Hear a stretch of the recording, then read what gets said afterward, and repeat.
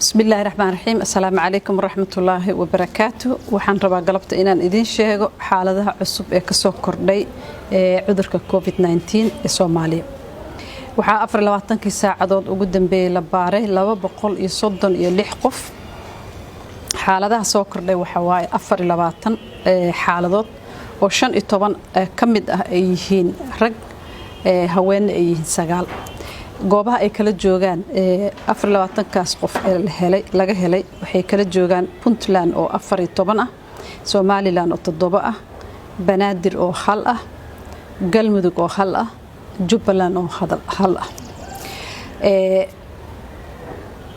da'da dadka laga helay waxay u kala yihiin ka yar 20 sano boqolkiiba waa 25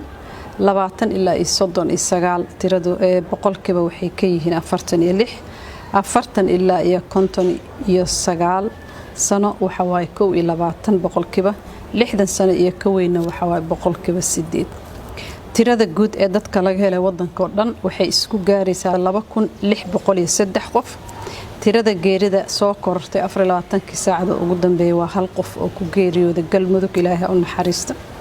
tirada guud ee dhimashada waxay gaaraysaa 88 tirada inta qof oo bogsatay 24 saacadood ugu dambeeyay waxa waa 18 qof waxaan rabaa inaan mar kale ku celiyo in laga taxadaro cudurkan sidii loo xakameyn lahaa laga wada tashto in la dhageysto takhaatiirta iyo dadka khibrada iyo wasaaradda caafimaadka tilmaamaheeda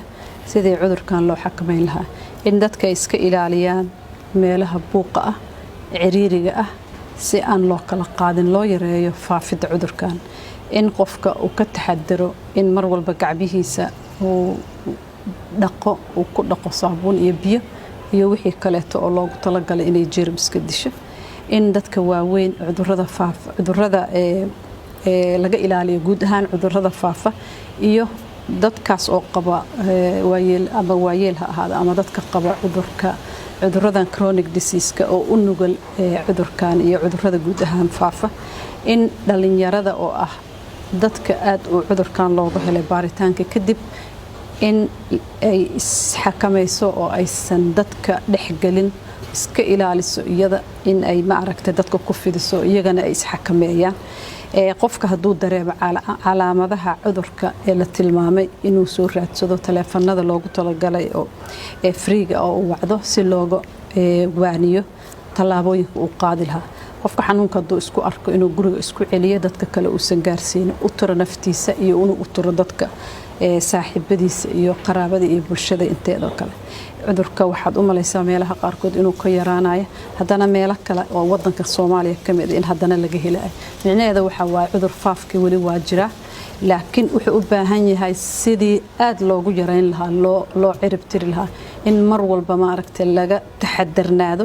siyaabaha uu ku faafi lahaana laga hor yimaado dadka la wacyigeliyo loo sheego khatarta uu leeyahay siyaabaha lagu kala qaado mar walbana laga feejignaado mar labaad waxaan ku talinaynaa wasaaradda caafimaadka hadana in mar walba dhinac looga soo jeesto si cudurkan uusan u fidin aad iyo aad ayaa u mahadsantiin wassalaamu calaykum waraxmatullaahi wabarakaatuh